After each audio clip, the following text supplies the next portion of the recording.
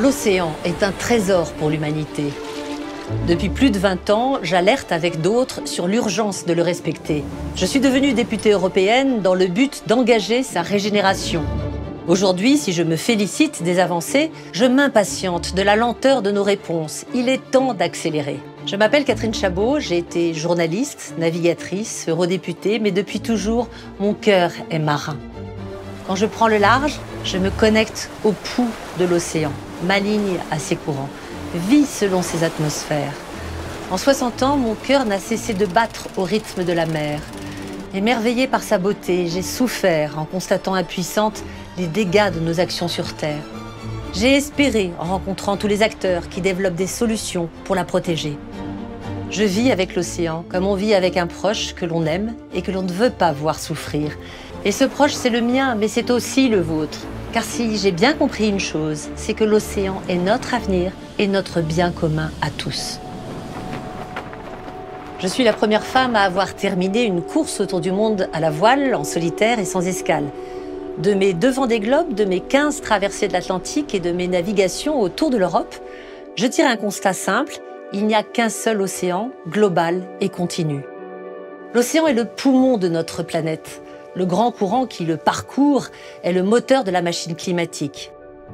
Grâce à sa dynamique et à la formidable biodiversité qu'il habite, l'océan séquestre le carbone et fournit la moitié de l'oxygène que nous respirons. Depuis le début de l'ère industrielle, il a stocké plus de 90% de la chaleur due à nos émissions. Ma passion de la mer est née enfant, dans les laminaires de la pointe de la Bretagne. Je suivais mon père en plongée. J'explorais cet univers ahurissant fait de canyons et de forêts, de poissons et de particules en suspension. Je sais aujourd'hui que ces grandes algues, comme les mangroves ou les herbiers, séquestrent plus de carbone que les forêts terrestres. Avec les récifs coralliens, cette biodiversité marine rend des services écosystémiques indispensables à l'humanité. Elle abrite les nurseries de poissons, protège les littoraux, et fait vivre les communautés côtières. Depuis l'accord de Paris, l'océan a pris une vraie place dans les négociations climatiques. Mais l'urgence à réduire nos émissions est toujours là, car l'océan brûle, s'acidifie et perd son oxygène. La fonte des glaces et la dilatation de l'océan élèvent le niveau de la mer. Les coraux meurent, des espèces migrent ou disparaissent. La circulation des grands courants océaniques est bouleversée. À l'échelle de ma vie de marin, j'ai réellement constaté une augmentation en fréquence et en intensité des phénomènes météorologiques extrêmes. En 1991, quand j'ai traversé l'Atlantique, j'ai vu pour la première fois du plastique flotter au beau milieu de la mer. Depuis, l'hémorragie est exponentielle. L'océan est le réceptacle de nos déchets et de nos pollutions diffuses, émanant de nos terres, mais aussi de nos pharmacies ou de nos usines. Nous vivons depuis toujours sur et avec l'océan. Il nous nourrit, transporte nos marchandises et nos communications Internet. Depuis 50 ans, nous pompons le pétrole et le gaz de son sous-sol et tirons désormais parti de son inépuisable énergie. Nous lorgnons les ressources minérales de ces grands fonds qui permettraient de fabriquer nos batteries et brevetons déjà ces ressources génétiques pour des médicaments ou des cosmétiques.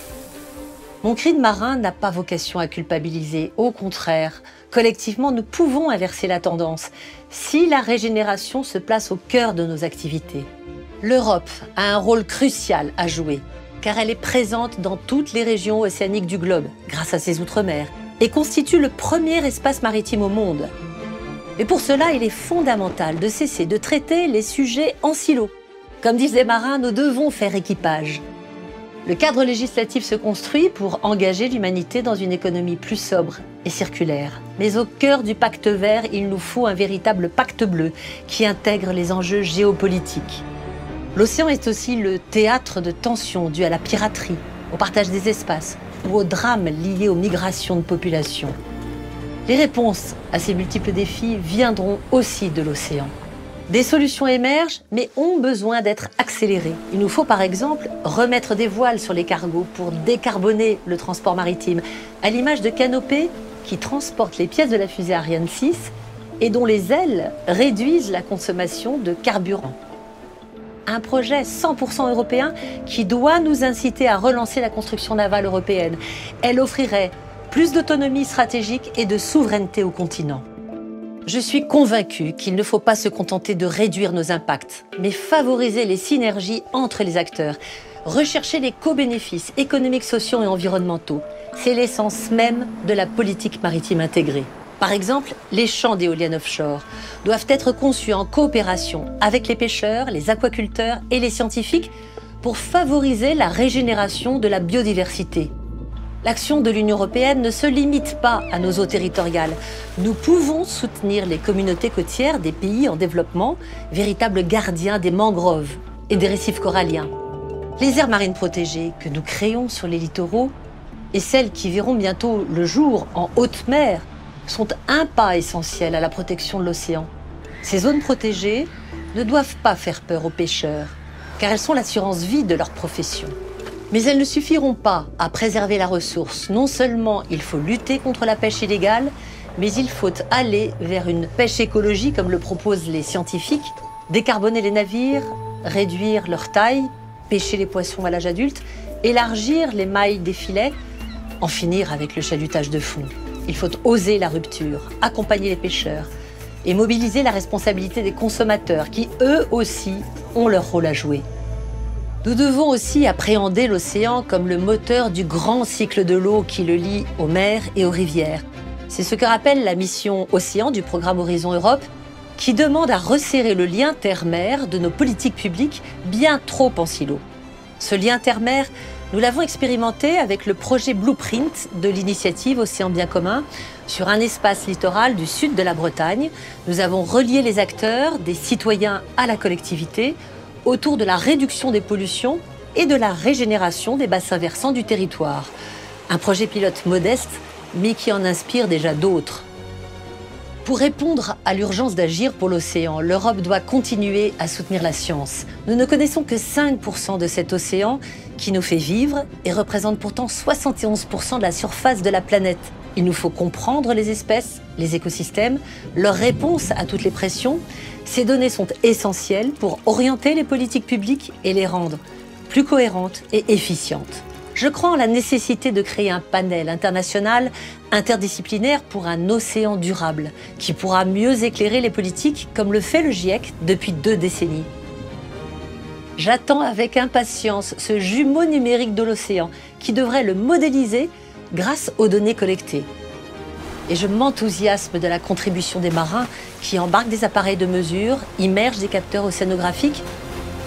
Et je soutiens le projet Plancton Planète de collecte du plancton, embarqué notamment par la Marine nationale ou par l'explorateur Jean-Louis Etienne. Je soutiens plus généralement les expéditions comme celle de Polarpod et de la Fondation Tara, car elles participent aussi à faire rêver, aimer et comprendre. Je veux rester optimiste. Le récent traité sur la haute mer, les négociations internationales sur le climat ou la biodiversité nous ont montré que l'océan participait au maintien du multilatéralisme et de la paix, car les nations n'ont pas d'autre choix que la coopération autour de cet océan qu'elles ont en partage. La mer m'a donné des leçons pour la vie. Elle m'a appris à vivre plus sobrement, autonome et économe en énergie. Elle m'a aussi enseigné qu'on ne luttait pas contre les éléments, mais que l'on devait composer avec. Composer, cela suppose d'anticiper. C'est le maître mot du navigateur. Or aujourd'hui, face aux crises, nous nous comportons collectivement comme le marin qui verrait arriver la tempête et ne réduirait pas la toile. Nous sommes déjà dans la tempête. Alors agissons.